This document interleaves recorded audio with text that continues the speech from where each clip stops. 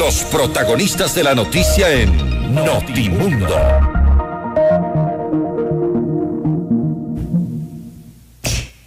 Y hasta ahora saludamos a la licenciada María Brown, ministra de Educación. Ministra, muy buenas noches y gracias por acompañarnos en este espacio informativo. Les saluda María del Carmen Álvarez. Buenas noches, María del Carmen. Buenas noches a todos quienes nos escuchan también en esta noche. Muchas gracias por el espacio.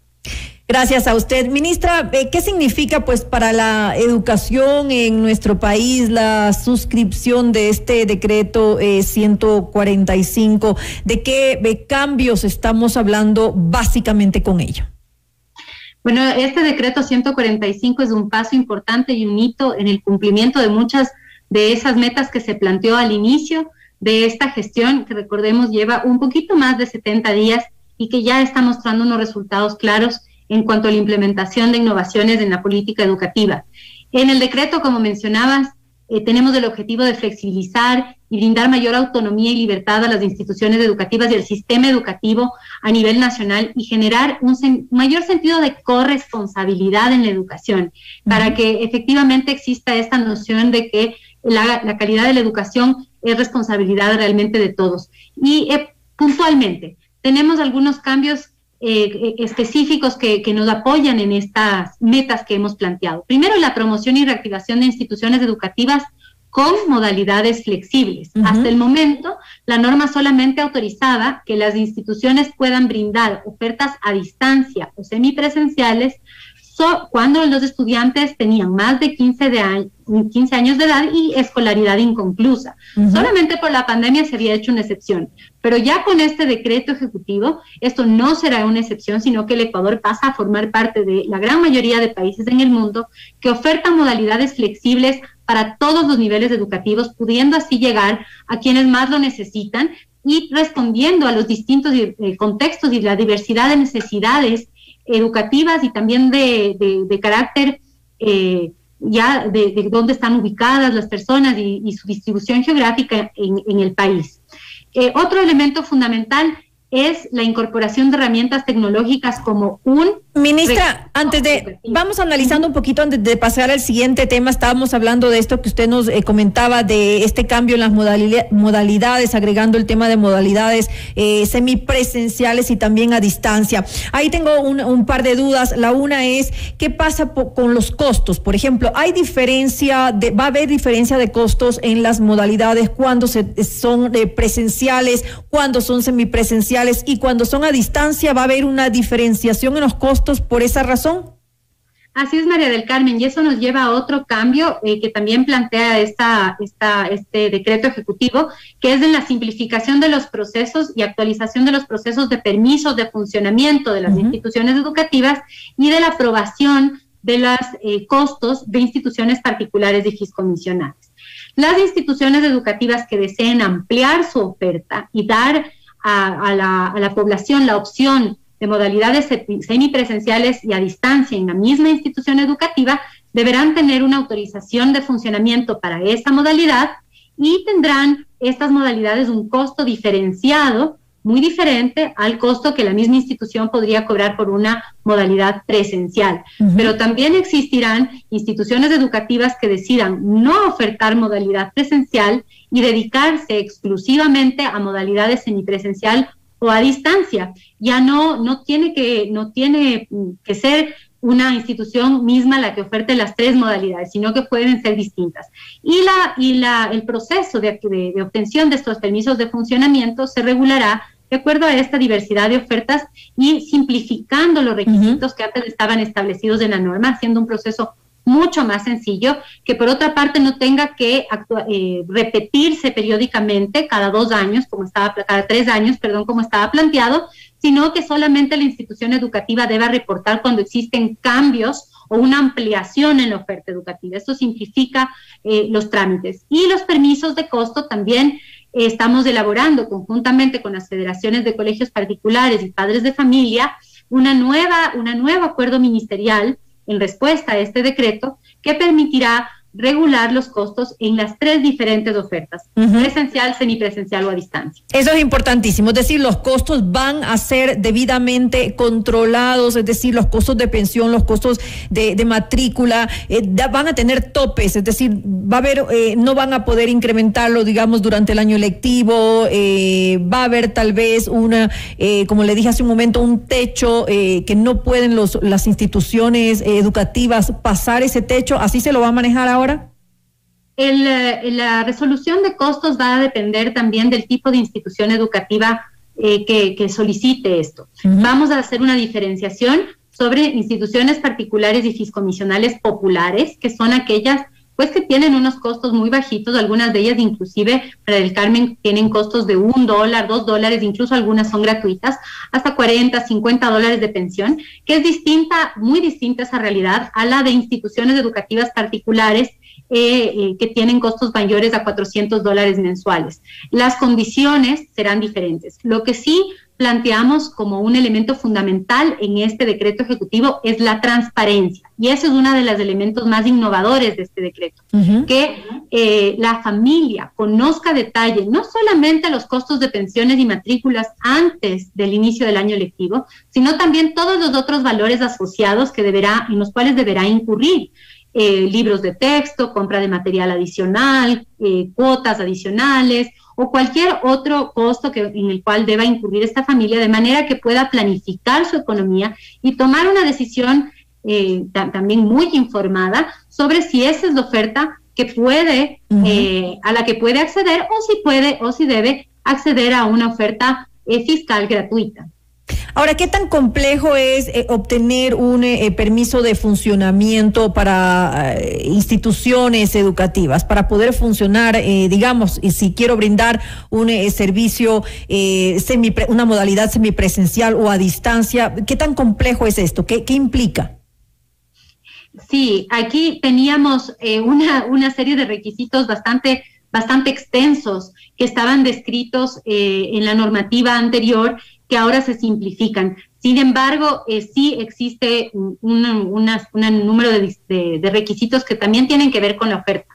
Uno de los requisitos, por ejemplo, para la aprobación de una modalidad presencial tiene que ver con las instalaciones, que las instalaciones con las que cuenta la institución educativa sean adecuadas, que puedan tener el aforo suficiente para el número de estudiantes que esa institución educativa va a atender, es decir, que cuente con la infraestructura y con el equipamiento necesario, que tengan los permisos de bomberos, que tenga un plan de gestión de riesgos.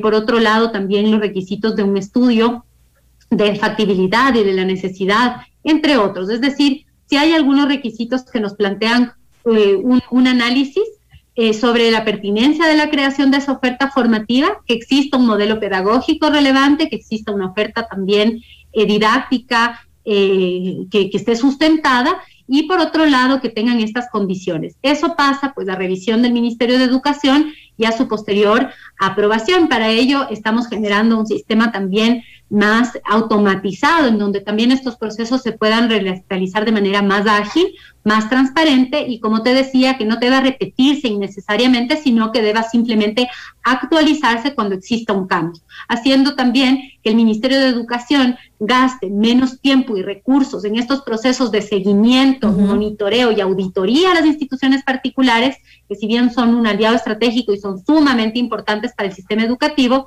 son un porcentaje reducido, considerando que tenemos cerca de 16,000 instituciones educativas a nivel nacional y más de 14,000 son fiscales. Por lo tanto, un poco más de 2,000 son las fiscomisionales y particulares, y por lo tanto el personal del Ministerio de Educación se podrá abocar a generar mayor o promover mayor innovación educativa, mejorar los procesos pedagógicos, asesorar a las instituciones educativas, tanto particulares como fiscomisionales como municipales, en cómo también incorporar nuevas tecnologías o presentar planes también de innovación en cuanto a lo curricular, lo pedagógico y la contextualización de su oferta para que sea más pertinente a los distintos contextos. Hace un momento justamente me decía que va a haber la incorporación de herramientas tecnológicas y digitales. ¿En qué consiste esto? Uno de los elementos que plantea el decreto ejecutivo es incorporar a la definición de recurso educativo la tecnología. Hasta ahora, la adquisición de herramientas tecnológicas y conectividad se veía o se incorporaba en los procesos de adquisición casi como que fuera mobiliario. Y esto, por supuesto, no permitía y no facilitaba el uso de esas tecnologías para mejorar o ser parte de este proceso pedagógico. Se amplía la definición de recursos educativos para que también se incorpore a esa definición la tecnología, y esto nos va a permitir trabajar de manera más adecuada con la incorporación de tablets o computadores y asimismo la conectividad en los procesos educativos. Por otro lado, también se ha simplificado, si se quiere, o flexibilizado la definición del examen de grado.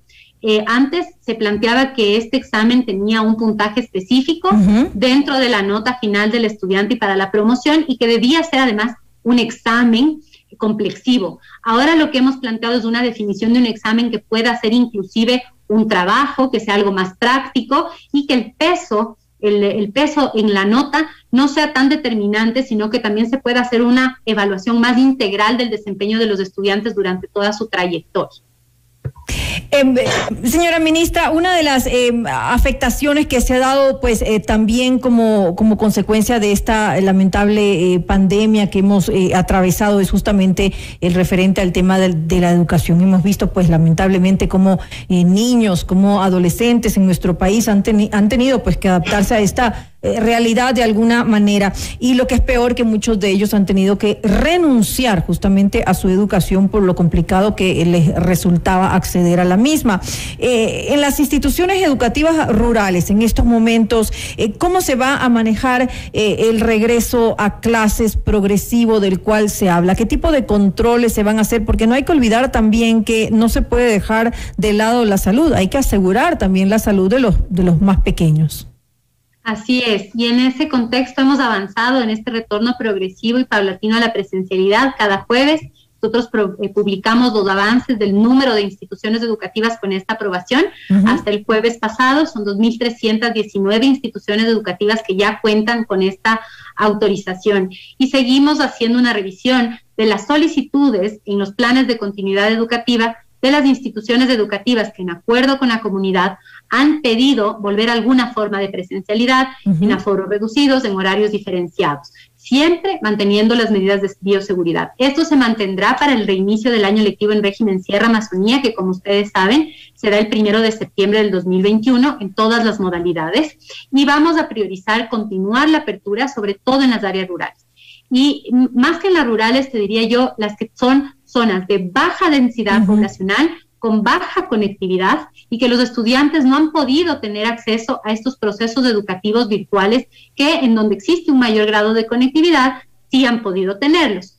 Para ello estamos haciendo una actualización del lineamiento o del instructivo de la elaboración de los planes de continuidad educativa, simplificando los procesos y haciendo que las instituciones educativas alejadas sin conectividad cuenten con el apoyo más cercano de los distritos educativos para presentar este plan y poder retornar a cierta forma de presencialidad lo antes posible. Siempre, como reitero, manteniendo las medidas de bioseguridad, el distanciamiento y el respeto a los aforos, y cuando sea el caso de un estado de excepción, pues también respetando esos estados de excepción, la suspensión de la presencialidad y retorno de nuevo a la educación en casa. Pero se van a llevar controles adecuados por parte del Ministerio de Educación, es decir, por ejemplo, en las áreas rurales, verificar que en las escuelas a las que asistan los estudiantes haya por lo menos agua para que se puedan lavar las manos, que haya ese distanciamiento. ¿Va a haber qué tipo de controles se van a dar? Ahora ya se da el control previo a la aprobación, primero de una visita in situ, en donde se puede verificar que existan todas las condiciones necesarias y los insumos necesarios, siempre también revisando el contexto. Hay instituciones educativas que no están ubicadas en zonas en donde existe agua potable, pero sí tienen que tener las condiciones necesarias. Estamos hablando de zonas muy, muy alejadas, muy rurales. Entonces, en esos casos, por supuesto, las medidas de bioseguridad se ajustan al contexto de la propia comunidad, pero siempre se revisa que cuenten con los insumos necesarios y que tengan los protocolos diseñados. Y asimismo se hacen visitas aleatorias para confirmar que esté respetándose estas medidas de bioseguridad, y parte del protocolo establece que si existe cualquier duda o cualquier riesgo de contagio en alguien cercano a la comunidad, se establece un cerco epidemiológico, se suspende la presencialidad para el grupo que ha estado posiblemente en contacto, y esto hace que allí se controle cualquier posible contagio. Ya con la experiencia que tenemos hasta el momento hemos podido verificar que el protocolo funciona. Hemos tenido de manera simultánea en distintos momentos, sobre todo cuando estaban Sierra y Amazonía en presencialidad, más de 60,000 estudiantes de manera simultánea, asistiendo a cierta forma de presencialidad, y el número de contagios registrados ha sido muy bajo. Hasta el momento hemos registrado 5 casos de estudiantes que no han sido, no se han constituido en un punto de contagio para otros compañeros. Una vez establecido el protocolo, se hacen también con el Ministerio de Salud Pública los exámenes PCR de todas las personas que han estado en contacto, y se hace como te decía, en el cerco se hace una verificación de cómo van evolucionando y si presentan algún síntoma. Importante que hayan estos controles. Una pregunta final, ministra, ¿se mantiene la no obligatoriedad? Es decir, ¿los padres están informados de que no pueden sus hijos ser obligados a asistir presencialmente a las instituciones educativas? Esto se mantiene, el retorno a la presencialidad sigue siendo totalmente voluntario. Las instituciones educativas hasta el momento todas están obligadas a brindar opciones para los estudiantes que así lo decidan, cuyas familias así lo decidan, y esto pues lo vamos verificando también, que el cumplimiento se lleve a cabo. Un elemento que quería también mencionarte es que el día de hoy precisamente retomamos este censo de estudiantes, este censo nacional, para saber qué está pasando con los estudiantes. Hicimos un pilotaje en Cayambe, Archidón y Puerto Quito del 5 al 9 de julio, llegando a 4,897 estudiantes, y hoy iniciamos en régimen costa, con 1,200 voluntarios externos y 2,600 voluntarios del Ministerio de Educación, y hemos llegado en el primer día ya a 3,400 niños y jóvenes para poder ver cómo están y conocer también cuáles son las condiciones en las que ellos se han estado desenvolviendo durante la pandemia, y poder atender mejor sus necesidades, tanto educativas como de salud física y mental.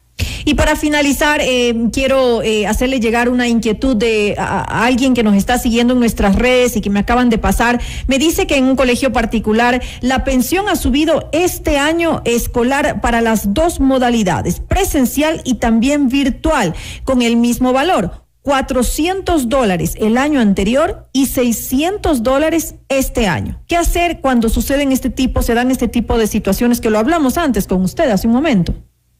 Así es, cuando existen aprobaciones que no se han renovado, es decir, no se abrió la posibilidad de la subida de pensiones en este año lectivo para régimen Sierra Amazonía, por lo tanto las instituciones están obligadas a cobrar la pensión que ya había sido previamente aprobada por el Ministerio de Educación.